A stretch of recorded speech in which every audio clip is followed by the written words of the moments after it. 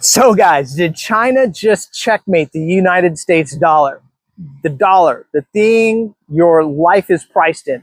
Your rent, your gas, your groceries. Is it collapsing? Because in a few months, you might actually get paid to take United States dollars off of someone else's hands. And this isn't a joke. The greenback is turning toxic. And nobody in Washington seems to want to talk about it. So today, no warm up, no pleasantries. Let's get straight to it. Because a currency war isn't coming, it's already here.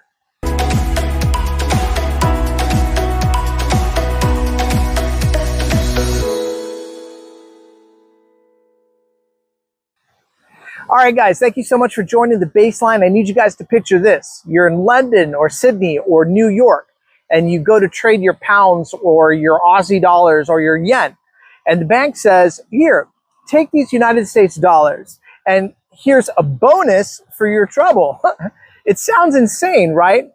But like some dystopian Netflix special, but the charts, they don't lie. Demand for the dollar is crashing. And when demand collapses, the empire tied to that currency starts to crumble. So watch how this unfolds. And here's why this video matters, because it's big, right? The dollar is the backbone of global trade. And when it buckles, the world shakes. It's kind of easy to understand too, because when countries stop trading in dollars, inflation doesn't just rise, it slaps you right in the face. And this is new to us, right? Because this isn't 2008. This is a financial reset playing out in real time in front of our faces. And it's safe because understanding this now means you're not blindsided when your paycheck buys less next month. It just seems to do anyway every month. But today, here's what we're going to unpack. Why investors are quietly walking away from the dollar, how China is running a currency game that makes Washington look like they're playing checkers, and the scary part, how all of this sets the stage for the biggest wealth transfer of our lifetimes. So stay with me, guys, because every minute of this is connected to your wallet. Now, let's talk about the fall of the dollar here. And we have to rewind back to 2022. Back then, the dollar was the cool kid at the party. Countries were literally paying premiums, 40 basis points extra, just to get their hands on it. Now, fast forward to now, to today, to 2025, that premium, it's gone. And soon the dollar could be so undesirable that global markets will pay you, yes, you, to hold it. Now imagine that, guys. Your bank calls you up and say, hey, we know dollars are basically hot potatoes now, but if you just hold a stack, we'll sweeten the deal for you. And while it sounds wild, this is how reserve currencies collapse looks. It's slow, quiet, then all at once, boom.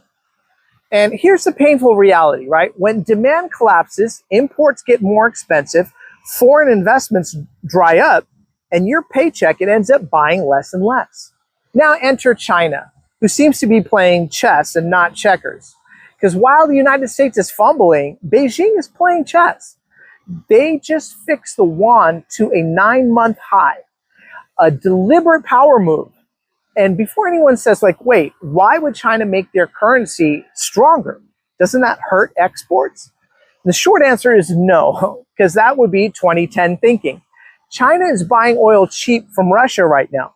They're locking down rare earth supply chains. They can afford to flex a bit because their costs are lower and their strategy is patient. Meanwhile, Trump's tariffs, they've turned American imports into overpriced commodities. And it's not just Walmart shoppers that are feeling all this. Manufacturers, farmers, entire industries are bleeding. It's like bringing a butter knife to a gunfight and still expecting to win. Now, the tariff fallout and the pain that's happening here at home in the United States, let's talk about that, because the effective tariff rate in the United States is about 17%.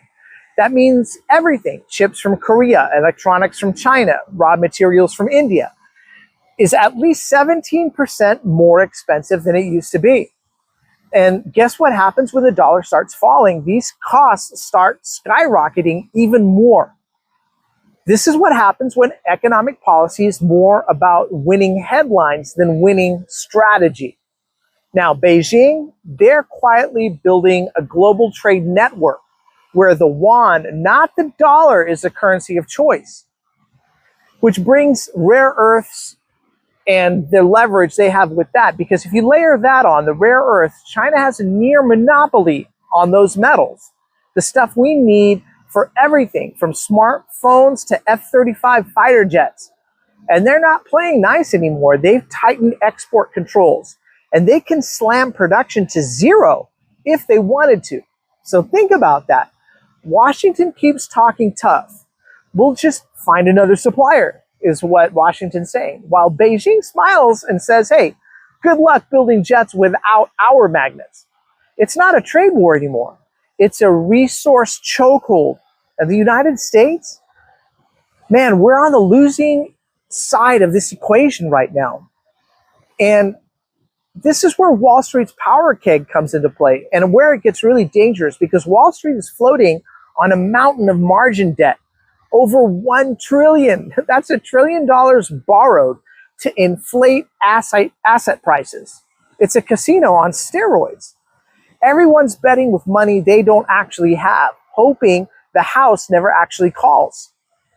But when the global capital, it starts flowing out, when investors dump dollar assets and chase stronger currencies, safer markets, or even Chinese equities, that mountain of debt, it collapses, and it collapses fast.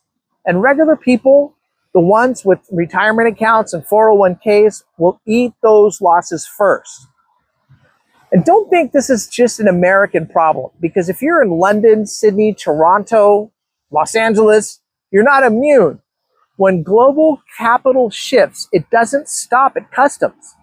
Money is already moving out of United States equities, out of dollar-denominated bonds, and into Shanghai and Hong Kong. Every tick up in the yuan strengthens that pull. And once that digital yuan becomes fully operational, it's game over for the dollar, game over for supremacy in global trade. Man, guys, and here's the bottom line. The dollar is bleeding out. China is playing a long game. Wall Street is one margin call away from disaster. But this isn't checkmate, not yet, because the next phase, it's going to be digital.